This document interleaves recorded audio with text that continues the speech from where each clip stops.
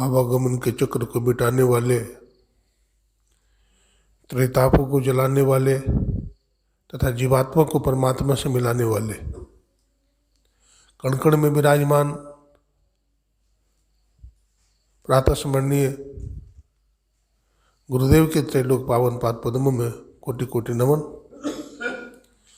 हमारे ब्रह्मलीन पूज्यपाद स्वामी नित्यानंद जी महाराज के चरणों में कोटि कोटि नमन। और उन्हीं के पट शिष्य हमारे निष्काम कर्मयोगी स्वामी शांतानंद जी महाराज,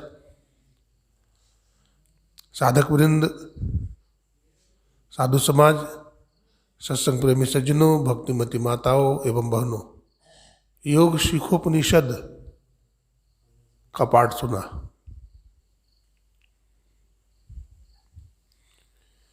और उसमें ब्रह्मा जी महाराज ने भगवान शिव से जिज्ञासा किया है, हे प्रभु, इस संसार में हर प्राणी, हर जीव जन्म मृत्यु के चक्र में पड़ा हुआ है, दुख और अशांति में पड़ा हुआ है, बंधन में पड़ा हुआ है। जीव अशांत हो गया है, जीव को सुख और शांति कैसे मिले और जीव को मुक्ति की प्राप्ति कैसे होगी, कृपा कर बतलावे। तो भगवान शिव ने कहा, योगहीनम कथम ज्ञानम मोक्षदम भवति है भो, योगोपि ज्ञानहीनस्तु न क्षमो मोक्ष कर्मणि। भगवान ने कहा, योगहीन ज्ञान मोक्षप्रद नहीं हो सकता है।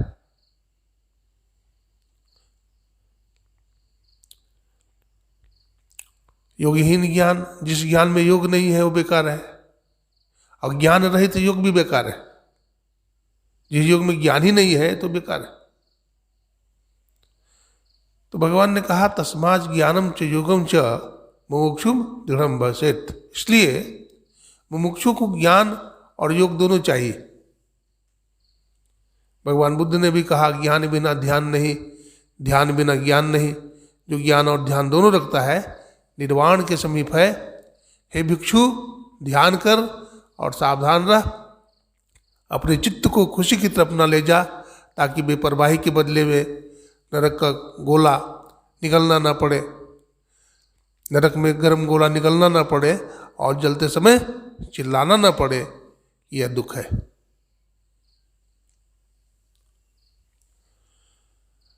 तो समझना है कि ज्ञान क्या है और योग क्या है। ज्ञान किसको कहते हैं? जानने को ज्ञान कहते हैं, जानने को ज्ञान कहते हैं। और योग किसको कहते हैं? जोड़ने को, मिलाने को योग कहते हैं। तो किसको मिलाएंगे, किससे मिलाएंगे, कहाँ पर मिलाएंगे, क्यों मिलाएंगे, ये सब जिज्ञासा है।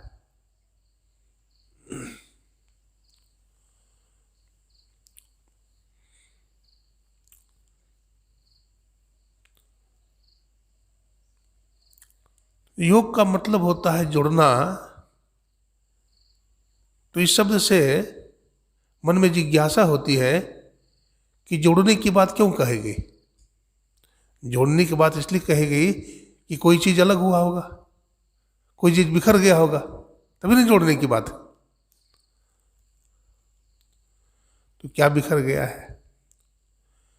गोस्वामी तुलसीदास जी तो कह दिया, ईश्वर अंश जीव अविनाशी, चेतन रहित सहज सुख राशि।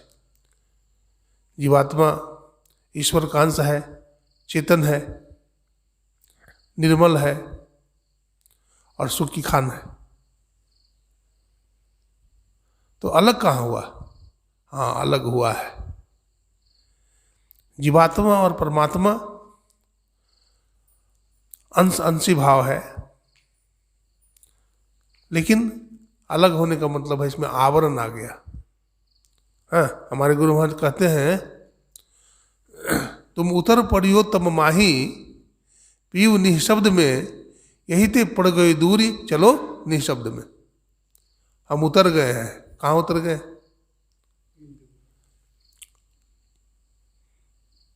हम कहाँ के वासी थे? निःशब्द मंडल के वासी थे, और निःशब्द मंडल से उतर करके शब्द मंडल में आ गए, शब्द मंडल से उतर करके प्रकाश मंडल में आ गए, और प्रकाश मंडल से नीचे उतर करके अंधकार मंडल में आ गए। आंख बंद करते हैं तो अंधेरा दिखता है, यानी ब्रह्मांड से हम उतर करके कहाँ आ गए? पिंड में। कबीर साहब कहते हैं, गिर पर्वत की माछरी भवसागर आया हो, कहत कबीर धर्मराज से जमबंसी लगाया हो। पर्वत की मछली उतर करके कहाँ आ गई? भवसागर में आ गई।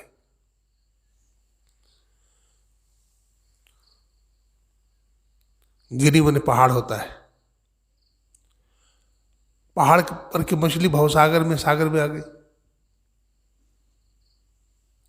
और धर्मराज, जिसको जमराज कहते हैं, वो बंसी लगा दिया, बंसी लगा दिया और जीव को फंसाता है। यहाँ मछली की तुलना कबीर साहब जीवात्मा से करते हैं। जीवात्मा रूपी मछली है और यमराज रूपी जो काल है वो बंसी लगा दिया है, विषय रूपी बंसी है। विषय रूपी क्या है? बंसी है। आप बंसी को देखे होंगे, मछली लोग फंसाते हैं तो उसमें चाली डाल देते हैं, नहीं, जल में फेंक देते हैं बंसी को। मछली आती है और चाली समेत बंसी को निकल जाती है। मछुआरा क्या करता है? उसको छिप लेता है, खींच लेता है। जब खींच लेता है तो मछली के गलफड़े में वो बंसी फंस जाती है। हमारे गुरु महाराज कहते थे, जैसे मछली फंसाने वाला बंसी को फेंक करके मछली को फंसा लेता है, ऐ साधकों, ये ध्यानाभ्यासियों, तुम भी अगर इसी प्रकार से ध्यानाभ्यास करते रहोगे, ध्यानाभ्यास करते रहोगे तो ध्यान की बंसी में एक दिन परमात्मा फंस जाएगा। परमात्मा फंस जाएगा मतलब क्या? परमात्मा को जान लोगे। परमात्मा कहीं फंसता है? परमात्मा का साक्षात्कार हो जाएगा, परमात्मा का अपरोक्षानुभूति हो जाएगी, परमात्मा का ज्ञान हो जाएगा आपको।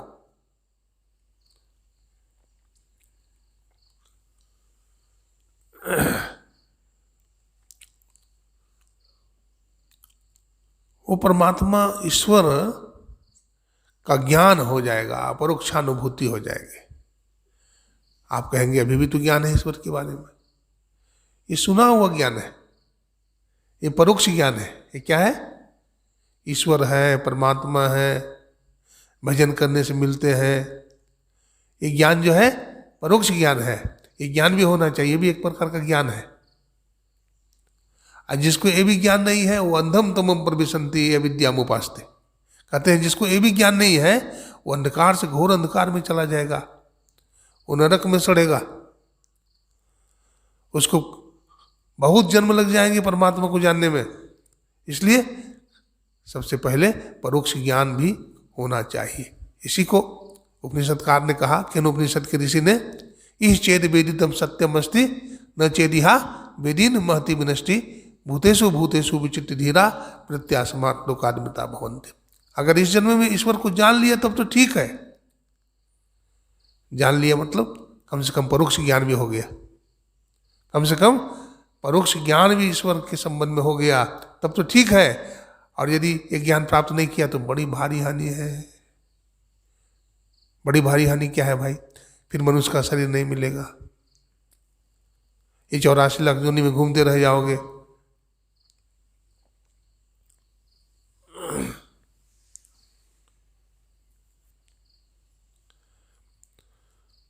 तो योग का मतलब जोड़ना और ज्ञान का मतलब जानना।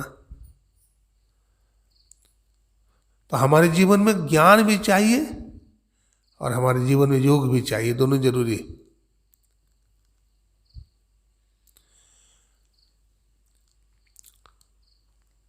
ज्ञान के बिना योग क्या है? अंधा है। और योग के बिना ज्ञान लंगड़ा है। अंधा आदमी को सूझता नहीं है और लंगड़ा आदमी चल नहीं सकता क्या? तो अंधा लंगड़ा ने दोस्ती कर लिया। क्या किया? दोस्ती कर लिया कि भाई देखो अमुक स्थान में जाना है।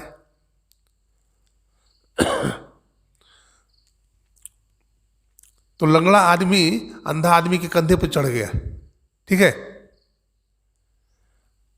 अंधा आदमी के कंधा पर लंगड़ा चढ़ गया और लंगड़ा रास्ता बताता गया और अंधा चलता चला गया, मंजिल तक पहुंच गया। हमारे जीवन में ज्ञान और योग दोनों चाहिए तब काम बनेगा। केवल एक ही रहेगा तो काम चलने वाला नहीं है, इसलिए ऐसा कहा। ज्ञान और योग दोनों का अभ्यास मुमुक्षु को दृढ़ता के साथ करना चाहिए, भगवान शिव ने कहा।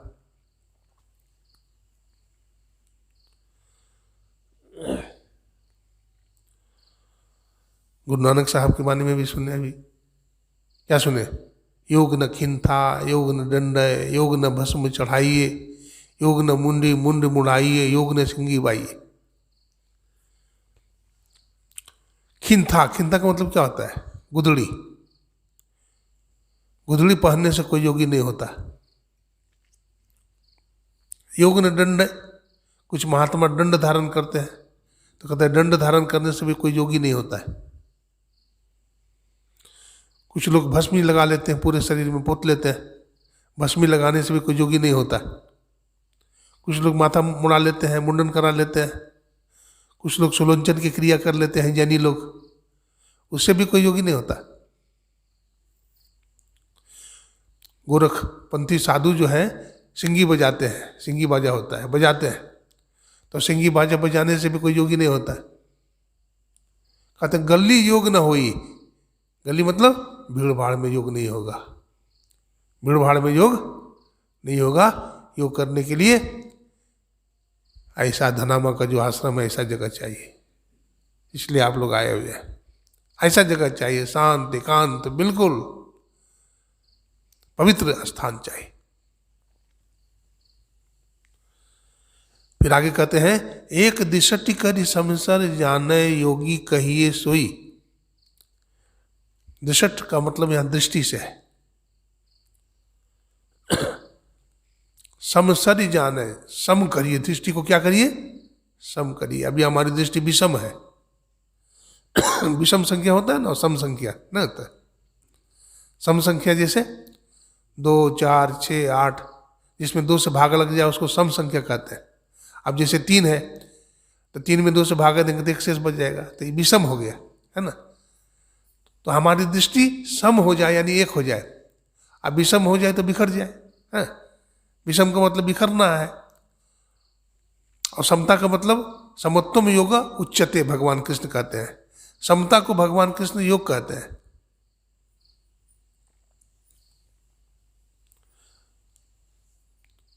तो योगी कपड़ा रंगने से भी कोई नहीं होता है। धुआं पीने से भी कोई योगी नहीं होता। कुछ लोग धुनी रमाते हैं, नागा साधु धुनी रमाते हैं, और कुछ लोग उपवास करते हैं, धुआं पान करते हैं। बंदर जैसे होता है ना, उल्टा लटक जाता है गाछ पर, ठीक उसी तरह से बंदर की तरह लटक करके गाछ में और नीचे धुआं करते हैं, धुआं पीते हैं और उपवास करते हैं। कुछ लोग गंगा नहाते हैं, बहुत तरह की क्रिया करते हैं। हठयोगी लोग हठयोग की क्रिया करते हैं,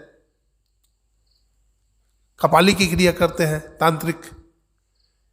इन सब से कोई योगी नहीं होता है जब तक भगवान श्री कृष्ण जो बताए हैं राज विद्या राजगुह्य योग है ना, इसी को भगवान ने बताया। और भगवान ने कहा गीता में, ये ज्ञान मैंने सबसे पहले सूर्य को दिया था, सूर्य ने मनु को दिया था, मनु ने इक्ष्वाकु को दिया था, और बहुत समय तक ये ज्ञान का लोप हो गया था। हे अर्जुन, उस ज्ञान को मैं अब तुमसे कह रहा हूं। देखिए, और हम लोगों को भी जो गुरु महाराज बताए हैं वही है राज विद्या राजगुह्य योग। हमारे गुरु महाराज एक नया नाम दिए, क्या? ज्ञान योग युक्त ईश्वर भक्ति। ज्ञान योग युक्त ईश्वर भक्ति, इसमें ज्ञान भी है, योग भी है और ईश्वर की भक्ति भी है।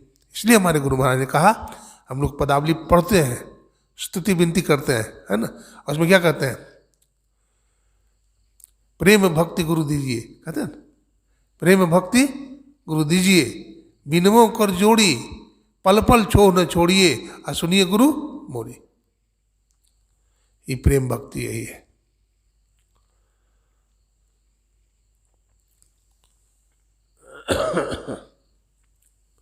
अपने देश में बहुत सारे योगी लोग हुए, हाँ, बहुत सारे योगी महात्मा हुए जिन्होंने योग साधन किया, योग की सिद्धि किया। योग की क्या किया? तो योग की सिद्धि किनको मिलती है? वैसे पतंजलि जी महाराज ने लिखा है पतंजलि योग दर्शन में, अष्टांग योग, हाँ, 8 प्रकार का योग बताया उन्होंने। यम, नियम, आसन, प्राणायाम, प्रत्याहार, धारणा, ध्यान, समाधि। संक्षेप में सुनिए। यम, यम का 5 भाग है, अहिंसा, सत्य, अस्तेय, अपरिग्रह और ब्रह्मचर्य। अहिंसा किसको कहते हैं? किसी जीव की हिंसा नहीं करना, किसी को नहीं मारना, किसी को कठोर वाणी नहीं कहना। कठोर वाणी कहने से भी हिंसा हो जाती। सत्य बोलना, हमेशा सत्यवादी रहना, असत्य का अनुशीलन करना। केवल झूठ नहीं बोलते हैं और सब पाप कर लेते हैं, तो वो भी सत्य का अनुशीलन नहीं हुआ। मनसा वाचा कर्मणा सत्य का अनुशीलन करना चाहिए। अस्तेय, चोरी नहीं करनी चाहिए, किसी की चीज को चुराइए नहीं, और जरूरत से ज्यादा संग्रह मत कीजिए। कुछ लोग संग्रह ही करते रहते हैं, जरूरत से। मधुमक्खी होती है ना, मधुमक्खी, तो मधुमक्खी देखते हैं एक ही फूल से पूरा रस नहीं निचोड़ती है, अनेक पुष्पों पर बैठती है, थोड़ा थोड़ा मधुकरी वृत्ति से रस संचय करके वो छत्ता बना लेती। जैसे भिक्षुक एक घर से भिक्षा नहीं लेता, कई घरों में जाते हैं, थोड़ा थोड़ा भिक्षा लिया। तो मधुकरी वृत्ति यानी मधुमक्खी की तरह वृत्ति करके हमें परिग्रह करना चाहिए, योगक्षेम लायक। ऐसा नहीं कि बहुत जमा कर लिया, ऐसा भी नहीं होना चाहिए, जिससे काम चल जाए, इतना ही, है ना। भागवत महापुराण में आया है, सन्यासी को गृहस्थ के घर में उतना ही देर रहना चाहिए जितना देर गाय दूही जाती है। गाय दूहने में कितना समय लगेगा? 5 मिनट ज़्यादा ज़्यादा, 7 मिनट या 10 मिनट ज़्यादा ज़्यादा, बहुत दूध देगी तो। 10 मिनट से ज़्यादा गृहस्थ को के घर में सन्यासी को नहीं रहना चाहिए। बहुत कठिन कठिन नियम है सन्यासी के लिए। यहां तक कहा गया है कि सन्यासी को नारी की तस्वीर भी नहीं देखनी चाहिए। हाँ, तस्वीर नहीं देखना चाहिए नारी की, यहां तक निषेध किया गया है। लेकिन देखो, लेकिन फिर भी कैसे देखो? जैसे अपने माँ बहन को देखते हैं हम लोग, बढ़िया भावना से देखते हैं, अच्छी भावना से देखते हैं, सद्भावना से देखते हैं। अब संसार में है, शरीर है, संसार है, तो संसार से भाग जाए, माता पिता भाई बंधु को सबको छोड़ दे? नहीं नहीं नहीं, रहिए, है ना, सदाचार शिष्टाचार का पालन करते हुए रहनी गहनी में रहिए, है ना, कैसे रहना चाहिए इसको जानिए। और संत महात्मा ये नहीं कहते हैं कि सब कुछ छोड़ करके जंगल भाग जाओ, घर में रहो, माता पिता भाई बंधु सबकी सेवा करो, समाज की सेवा करो, देश की सेवा करो, और देखते हुए बिना देखो। हमारे गुरु महाराज ने कहा, संसार में रहते हुए संसार के पार में देखो। पलटू साहब ने कहा, कर से काज करो विधि नाना, असुरत राखो जहां कृपा निधाना। कर से तो काम करो, अब मन को ईश्वर से जोड़ो, परमात्मा से जोड़ो, तो काम हो जाता है।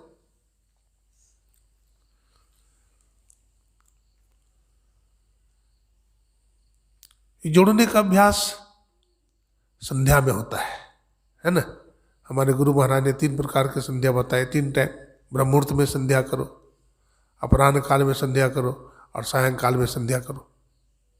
और इसके अतिरिक्त और भी समय मिलता है तो और भी बैठो, रात में बैठो, जितना बैठ सकते हैं आप, जितना करेंगे आपको उतना लाभ होगा। एक व्यक्ति ने हमसे पूछा कि बाबा हमको कितना दिन में ईश्वर मिल जाएंगे? हाँ, तो मैंने कहा ये मैं कैसे बता सकता हूँ कितना दिन में आपको ईश्वर मिल जाएंगे। जैसे कोई आदमी ये कहे कि बाबा कितना दिन में हम कलकत्ता पहुंच जाएंगे, तो उसकी चाल हम देखेंगे पहले, तुम कितना चाल से चल रहा है, तुम्हारा स्पीड कितनी है प्रति घंटा, है ना, प्रति घंटा तो कितना चलता है, तो फिर हम एवरेज लगा के बता देंगे तुमको कितना देर लगेगा तुमको। मानस जप जो हम लोग को गुरु महाराज बताए हैं, ये मानस जप करने में ऐसा नहीं समझिए कि तुरंत हो जाएगा। इसमें भी अगर मान के चलिए तो इसमें भी 10-15 साल लगेगा, केवल मानस जप करने में, सिद्ध करने में। हाँ, ऐसे थोड़ा सा जप कर लिया फिर छूट गया, बुला गए, ऐसा नहीं हो। मानस जप करने में केवल 10-15 साल चाहिए आपको, तब मानस जप पक्का हो जाएगा आपको। मानस ध्यान करने में भी 10-15 साल चाहिए, तो मानस ध्यान पक्का होगा। ये संस्कारी आदमी के लिए कह रहा हूं, जो संस्कारी नहीं है उसको तो कितना समय लगेगा, उसको जन्म जन्मांतर भी लग सकता है, जन्म जन्मांतर भी लग सकता है। और दृष्टि योग तो बहुत लंबा है भाई, इसके लिए तो कबीर साहब को कहना पड़ा। मैं एक दिन महर्षि संत जी महाराज से पूछा कि कबीर साहब लिखे हैं, लंबा मार्ग दूर घर विकट पंथ बहु मार, कहो संतो क्यों पाइए दुर्लभ हरि दीदार। तो लंबा मार्ग दूर घर क्या है? मैंने महर्षि संत जी महाराज से जिज्ञासा किया कि हुजूर हमको लगता है कि दृष्टि साधन के लिए ही कबीर साहब लिखे हैं, आपका क्या कहना है? बोला हाँ जी, तू सही कहता है, लंबा मार्ग दृष्टि योग का है। हमारे दादा गुरु जो थे बाबा साहब नादानुसंधान की क्रिया करते थे, और गुरु महाराज महर्षि मही परमहंस जी महाराज उनके पास गए नाद दीक्षा लेने के लिए।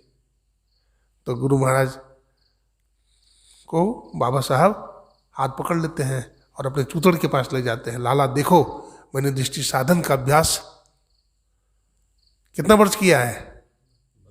32 साल किया है। हैं? 32 साल किया है, और तू कम से कम 10 साल तो कर। ये लंबा मार्ग है। ये क्या है? लंबा मार्ग है। अरे निशान पड़ जाता है, आज्ञा चक्र में निशान पड़ जाएगा, दृष्टि साधन करेंगे। ये जो पूरा पैर जो है खत्म हो जाता है दृष्टि साधन करते करते, पूरा घिस जाता है। ऐसे दृष्टि योग इतना आसान नहीं है, बहुत कठिन है दृष्टि योग, है ना। और ये भूल भुलैया वाला रास्ता है, और कोई दूसरा आदमी बता नहीं सकता है, संत सदगुरु ही बता सकते हैं। जिस रास्ता को हम देखे नहीं है उस रास्ता के बारे में हम क्या बताएंगे? इसलिए अनुभव ज्ञान चाहिए, प्रैक्टिकली ज्ञान चाहिए, है ना। जिस रास्ता को हम देखे हैं तो बता सकते हैं भाई ऐसे ऐसे चले जाना। अब जिस रास्ता को देखे नहीं है, किताबी ज्ञान, किताबी ज्ञान से काम चलने वाला नहीं है। पुस्तक होता है क्या? पुस्तक से उस तक नहीं पहुंच सकते क्या? उस मने परमात्मा, पुस्तक से उस तक नहीं पहुंच सकते।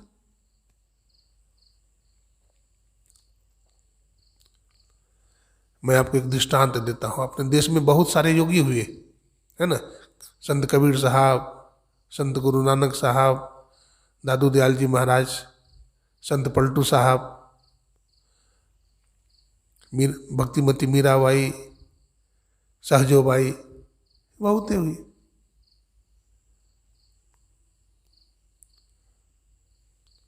बाबा गोरखनाथ जी महाराज, बाबा गोरखनाथ जी महाराज हमारे गुरु महाराज जो सत्संग योग लिखे, तो सत्संग योग के दूसरे भाग में सब संतों की वाणी लिखा, तो उसमें गुरुदेव ने बाबा गोरखनाथ जी महाराज की वाणी पहले लिखा ना। और गोरखनाथ की वाणी में क्या है? क्या है बोलिए? पद कैसे है? गगन शिखर मह बालक बोल नहीं, बाका नाम धरोगे कैसा। सप्त धातु का काया पिंजरा, तामा है जुक्ति बिन सुबह, सदगुरु मिले तो उबरे बाबू, नहीं तो परले हुआ। गोरखनाथ की वाणी।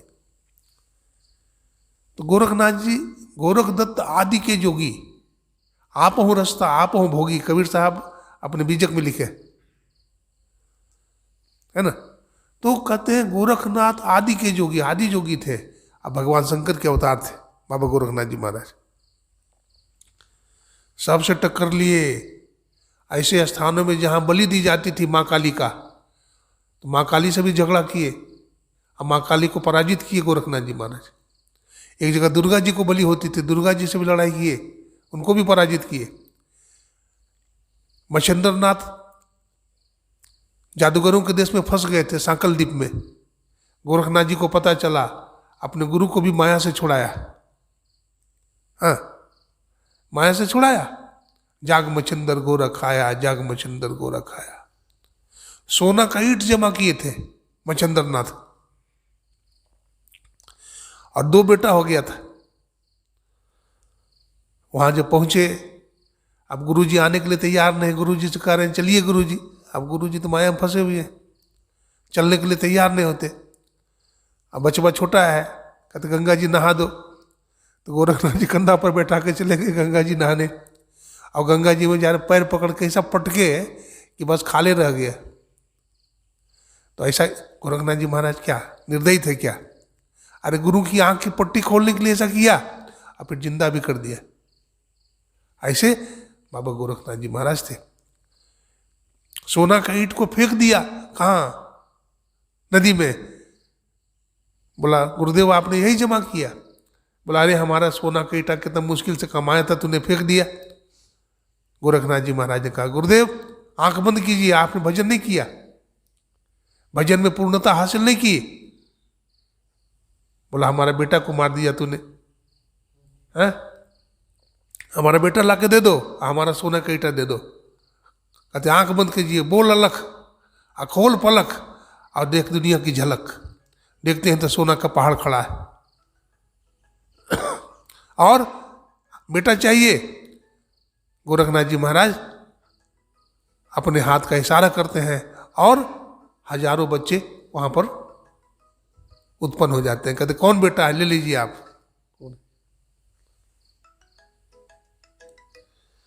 अभी सत्संग कर रहे हैं, थोड़ा देर में बात करेंगे। हाँ, श्री सद्गुरु महाराज की जय। तो क्या बोल रहे थे?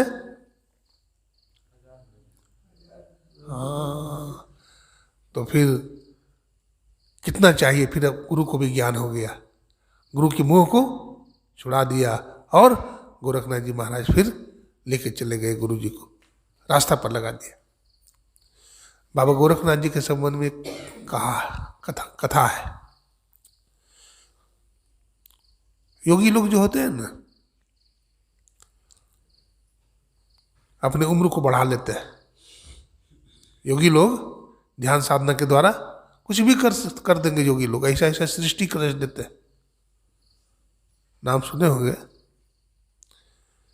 वेद व्यास जी महाराज के जो पिताजी थे पाराशर ऋषि, है ना, उन्होंने दिन को रात बना दिया था ना। दिन को रात तो बना दिया था, लेकिन मन को बस में नहीं किया था।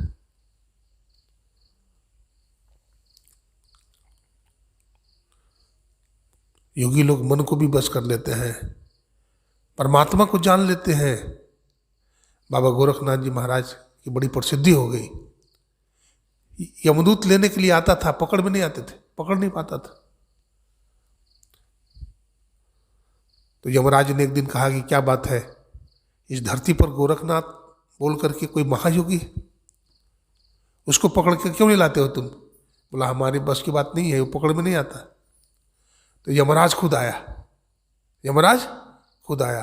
बाबा गोरखनाथ जी महाराज का नियम था, सुबह में गंगा जी स्नान करने जाते थे। जा रहे थे गोरखनाथ जी महाराज, कंधे पर धोती है, हाथ में कमंडल है। गोरखनाथ जी महाराज गंगा जी नहाने जा रहे हैं। तो एक पुस्तक है गोरख काल संवाद, जिसमें गोरखनाथ और काल से टक्कर हुआ है, लड़ाई। काल बोलता है मैं तुमको ले जाऊंगा, और गोरख बोलता है मैं नहीं जाऊंगा। दोनों में खूब झगड़ा हुआ है। उस किताब का नाम है गोरख काल संवाद। तो वही संवाद आप लोग को सुना रहे हैं।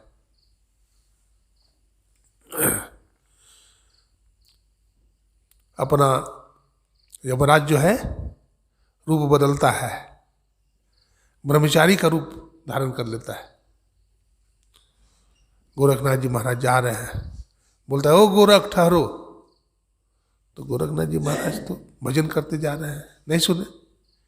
फिर बोला अरे गोरखनाथ मैं तुम्ही को बोल रहा हूं, ठहरो। फिर नहीं सुने, फिर जोर से चिल्लाया ओ गोरख ठहरो। तो गोरखनाथ जी पीछे मुड़ के देखते हैं, क्या बात है बोलो। बोला तुम अपने को योगी समझता है, चलो हमारे साथ। बोला मैं तो अभी तुम्हारे साथ नहीं जा सकता, मैं अभी गंगा जी स्नान करने जा रहा हूं, हमारा भजन का समय है, मैं भजन करूंगा। भजन करते करते जब थक जाऊंगा तब अपनी कुटिया पर जाऊंगा, अभी तो तुम्हारे साथ नहीं जाऊंगा।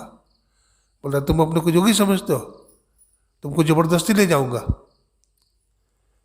तो गोरखनाथ जी कहा ले चलो तो देखता हूं।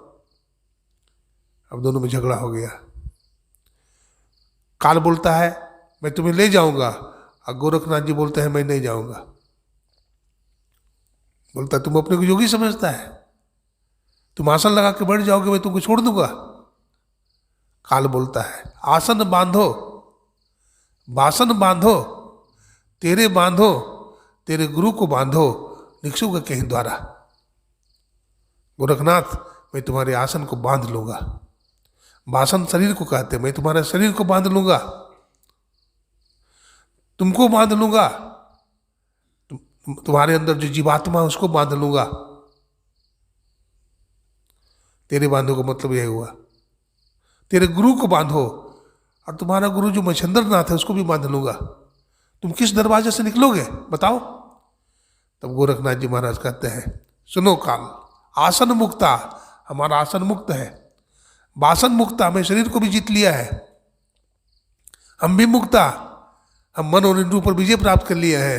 निकसेंगे दसम द्वारा, मैं 10वां द्वार से निकल जाऊंगा और तू टुकुर टुकुर देखता रह जाएगा। योगी लोग निकल जाते हैं। फिर बोलता है काल फिर बोलता है ए गोरख चलो मेरे साथ, तुमको चलना होगा। तो गोरखनाथ जी से फिर कहता है, गोरखनाथ कहते मैं नहीं जाऊंगा। तो काल बोलता है तुम्हें हरि का भरोसा है क्या, तुम्हें इस प्रभु का भरोसा है श्री हरि का, श्री हरि भी रक्षा नहीं करेंगे। वो फिर कहता है धरती आकाश मिट जाएंगे, काल बोलता है धरती आकाश मिट जाएंगे, मिटेंगे मेरू कैलाश, और एक में एक हो जाएंगे, तो कहाँ रहेंगे हरि के दास। जब सृष्टि का प्रलय होता है तो पृथ्वी जल में लीन हो जाती है, जल अग्नि में लीन हो जाता है, अग्नि वायु में लीन हो जाती है, वायु आकाश में लीन हो जाता है, आकाश आत्मा में लीन हो जाता है, और आत्मा परमात्मा में लीन हो जाता है। तो फिर तुम कहाँ रहोगे बोलो। तो फिर गोरखनाथ कहते हैं धरती आकाश मिट जाएंगे, मिटेंगे मेरू कैलाश, एक में एक हो जाएंगे, तो हरि में रहेंगे हरि के दास। मैं हरि में समा जाऊंगा तो देखते रह जाएगा। भक्तिमती मीराबाई जब जगन्नाथपुरी में थी, है ना, बतलाते हैं मीराबाई संकीर्तन करते करते लुप्त हो गई थी। जगन्नाथपुरी में संकीर्तन कर रही थी, संकीर्तन करते करते भगवान श्री कृष्ण के मुख में समा गई। लोग खोजने लगे मीराबाई कहाँ गई, मीराबाई कहाँ गई, कहीं पता नहीं है। तो पुजारी जी ने क्या देखा, मीराबाई का साड़ी का कोर जो है ना किनारा, वो भगवान श्री कृष्ण के मुख में फंसा हुआ है, यानी मीराबाई भगवान में समा गई। चैतन्य महाप्रभु थे, वो भी योगी थे, वो हरि हरि बोलते थे, हरि नाम का जप करते थे।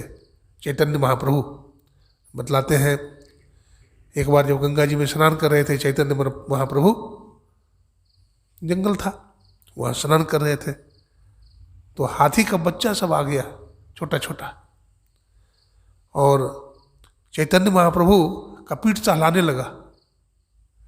तो चैतन्य महाप्रभु अंजलि में पानी भर के हरि बोल बोलने लगे, तो हाथी का बच्चा भी हरि बोल बोलने लगा। देखिए नाम में कितनी शक्ति।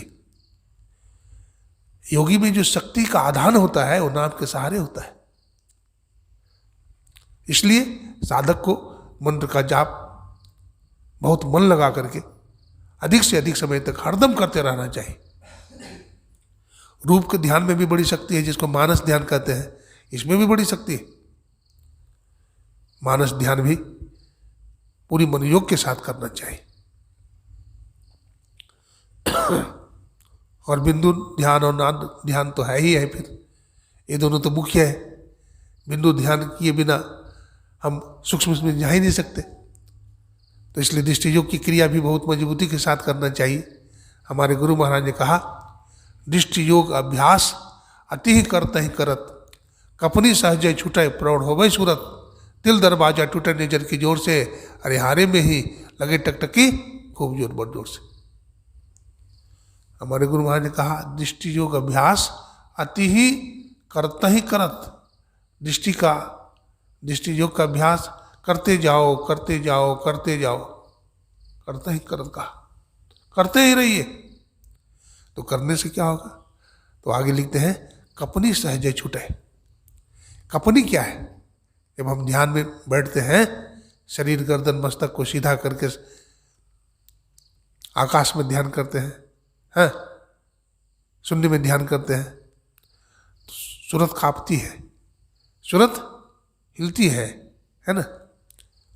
सूरत कांपती रहे ज्योति दृढ़ क्यों धरे, है ना। तो सूरत जो कांपती है, दृष्टि योग का अभ्यास करते करते सूरत का कांपना बंद हो जाएगा। दृढ़ करूँ दृढ़ करूँ दृढ़ करूँ हो जोगी, सूरतिया का डोरिया दृढ़ करूँ, गगन मंडल में आसन करूँ हो जोगी, त्रिकुटी में योगिया धर्म ध्यान में त्रिकुटी में। तो त्रिकुटी मंडल में ध्यान लगाइए, जहाँ सूर्य का दर्शन होता है। वही छठ पूजा है। एक दिन और सुने थे, छठ पूजा के संबंध में, छठा चक्र का केंद्र बिंदु में अपने आप को ले जाइए। सहस्त्रार होते हुए, बबर गुफा होते हुए, सतलोक होते हुए, है ना, कैवल्य मंडल पार कर जाइए और परमात्मा का अपरोक्षानुभूति प्राप्त करिए और जन्म मरण के चक्र से सदा के लिए छूट जाइए। समय कितना हुआ भाई? देखिए, हो गया ना? धीरे धीरे, है ना, स्टेप बाय स्टेप, थोड़ा थोड़ा चलेगा, है ना। देखिए, इस योग की बड़ी महिमा है। योग की बड़ी महिमा है। हाँ, ऐसा नहीं कि केवल भारतीय दर्शन में ही है, पाश्चात्य दर्शन में भी योग की बड़ी महिमा है। उस पर भी बहुत कुछ वर्णन मिलता है विद्वानों का। बाइबल में भी देखिए, सेंट जॉन ने लिखा है ना, पारा 6 में, बाइबल के पारा 6 में लिखा है उन्होंने, strive to enter inner the strait gate, for wide in the gate and broad in the way that leadeth to destruction and many there be which go in thereat, because strait is the gate and narrow is the way. सकेत फाटक से प्रवेश करो, क्योंकि चौड़ा है वो फाटक और चाकर है वो मार्ग जो विनाश को ले जाता है। बहुत लोग हैं जो उसमें प्रवेश करते हैं, वो मार्ग सकरा है, वो मार्ग झीना है, जिसमें योगी लोग का प्रवेश होता है, साधकों का प्रवेश होता है। तो उसमें जो बिंदु है ना, उसी बिंदु में सुराख है। इसको पलटू ने कहा, आसमान में सुराख है जी, वो आसमान वही है, सुराख है ना। तो उस सुराख में हमारी चेतन की जो धार जो है उसमें प्रविष्ट हो जाती है और समाधि लग जाती है। फिर शून्य शून्य शून्य के पारा, अलख अगम नहीं दोई, दादू जाने न कोई, संतन की गति गोई, दादू जाने न कोई। तो बड़ी पवित्रता की जरूरत है। है ना, व्यभिचार, चोरी, नशा, हिंसा, झूठ, है ना, पंच पापों से बचते हुए सदाचार और शिष्टाचार का पालन करते हुए हम उस योग साधन को करें तो हमें बहुत कम ही दिनों में सफलता मिल सकती है। बोलिए प्रेम से श्री सद्गुरु महाराज की जय।